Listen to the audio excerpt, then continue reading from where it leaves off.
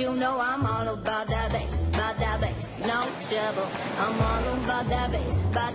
Bonjour à tous, soyez les bienvenus ce matin au Maroc, dans la région de Rabat, pour un automoto que je vous promets étonnant. Et oui, vous ne rêvez pas, je suis en train de conduire une voiture Rubik's Cube, un moteur de Suzuki, des armatures en métal, des vitres en plexiglas. Je ne cache pas que c'est pas franchement facile à conduire.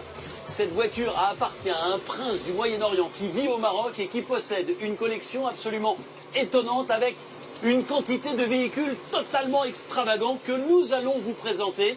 Il nous a ouvert en exclusivité les portes de son palais et surtout de son garage. Membre de la famille royale d'Abu Dhabi, le cheikh Hamad bin Hamdan Al Nahyan est un amoureux des pigeons, mais surtout des voitures. Des voitures uniques et qui sortent de l'ordinaire. Malgré sa richesse, aucune supercar dans son garage. Son plaisir, les voitures tout-terrain, pour sillonner le désert. À 56 ans, le prince Hamad est un créateur atypique. Sa seule limite, son imagination. Au total, son garage compte 704 véhicules.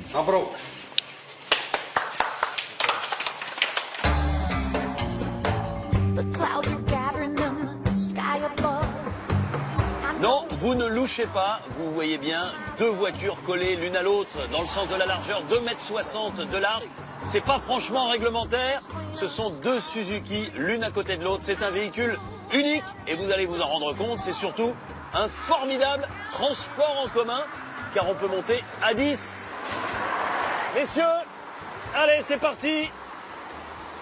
Un à côté de moi, on est 4 devant. Bonjour, salam alaikum. C'est super comme ça, hein? Alors je vous cache pas que c'est pas évident de conduire cette voiture parce qu'il faut être le plus possible sur le côté gauche, au niveau du milieu de la route. Et puis regardez sur la droite, il y a une petite antenne qui me permet de ne pas être totalement dans le bas-côté. Et c'est mieux qu'un autobus, hein? Grand taxi. C'est un grand taxi, exactement. Allez, pendant que j'emmène ces messieurs dans le centre de Rabat.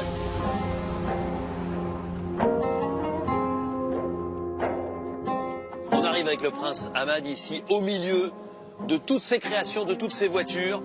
C'est un endroit absolument incroyable où il y a des chambres pour les invités, mais pas uniquement. Plus de 200 voitures ici, dans des conditions absolument magnifiques.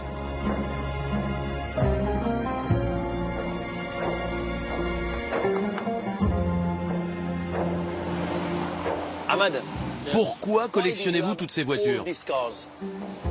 C'est mon hobby. Mais vous n'aimez pas les supercars, les voitures de course. Vous roulez uniquement dans vos créations. Pourquoi? J'aime le désert. Dans le désert, on ne roule pas avec une voiture de sport. Donc j'aime les voitures tout-terrain. Mais vous n'êtes pas ingénieur? Non, moi j'aime dessiner, inventer, à partir de 4x4. Chaque année, avec mon équipe, on crée 3 ou 4 voitures, dont toujours une très spéciale. Hamad, est-ce que vous n'êtes pas un peu fou avec toutes ces voitures? Chaque fois que je construis une nouvelle voiture comme celle-ci, je suis comblé.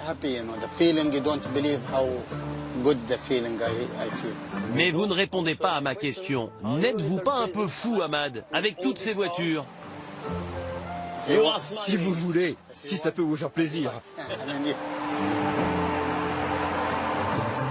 Et bien les voilà, les voitures françaises préférées du prince Hamad avec cette 505 4x4 d'Angèle et puis la légende, comme il le dit, la 2 chevaux. Les voitures occupent aussi une place de choix à l'intérieur du palais du prince, comme cette Ford T de 1914 qui trône au beau milieu de la salle de réception. Restez avec nous dans la deuxième partie d'Automoto. On vous montrera d'autres pièces uniques de sa collection. A tout de suite.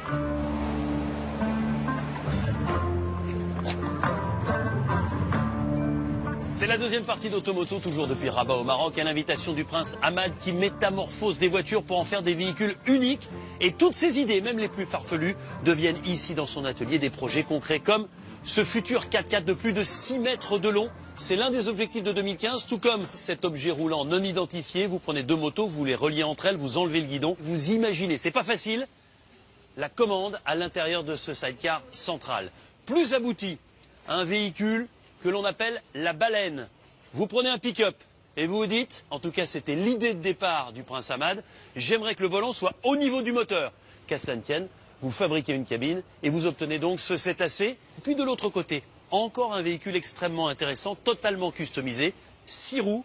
L'objectif, c'est qu'il puisse se sortir de situations inextricables. Démonstration. Si vous êtes bloqué sur l'avant, les roues intermédiaires vous permettent de soulever l'avant à l'aide de vérins hydrauliques. Regardez. Une roue après l'autre. Voilà, et vous soulevez. Une fois que vous êtes en position surélevée comme ça, l'objectif, c'est de reculer pour vous sortir du mauvais espace.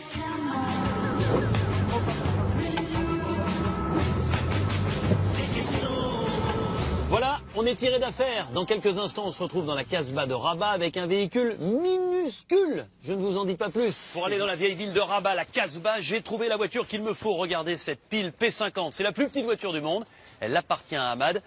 Le seul vrai problème, ça va être de caser mon 1m93. Je vais être obligé de faire quelques circonvolutions. D'abord passer ma jambe droite sous le volant pour atteindre l'accélérateur. La jambe gauche, on s'installe, on ferme la petite porte et on va pouvoir y aller dans les toutes petites ruelles de la vieille ville.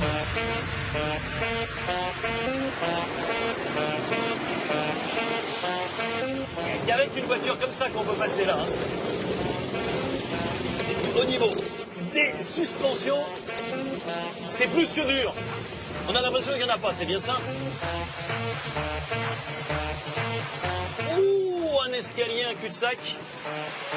J'ai une marche arrière, mais c'est trop compliqué, je vois rien. Je préfère la pousser. Voilà. Cette pile P50 mesure 1,37 m de long, 1 m de large et 1 m de haut.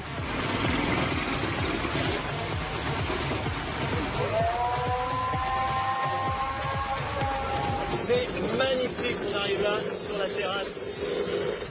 Et alors c'est rigolo parce que c'est une réédition d'une voiture qui avait été sortie par la marque Pil, qui était basée à l'époque sur l'île de Man, dans les années 60, entre 1962 et 1965. On en profite pour faire aussi un petit peu de tourisme avec derrière moi la tour Hassan. C'est l'un des monuments les plus célèbres de Rabat. C'est le minaret d'une mosquée inachevée du XIIe siècle. Et venez avec moi, parce que maintenant je vais monter à bord de la voiture la plus impressionnante du prince Hamad. 7,50 m de long, 2,50 m de haut, 2,50 m de large. Et pourtant, vous allez le constater, elle est très maniable dans les rues de la capitale marocaine. Allez, Hamad, on y va.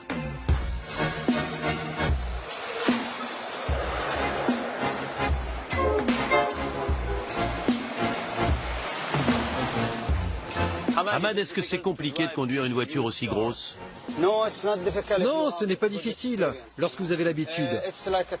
C'est un peu comme conduire un camion, mais la différence ici, c'est que le capot est très long.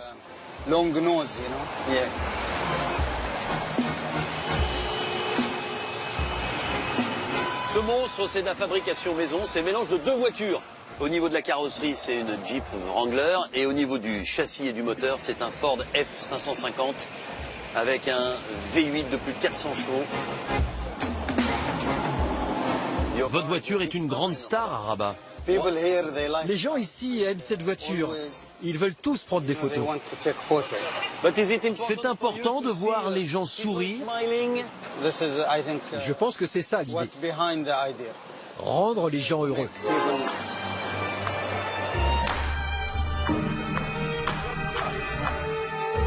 Et ce qui est génial, c'est que tous les policiers, sans exception, saluent Hamad lorsqu'il passe dans les rues de Rabat.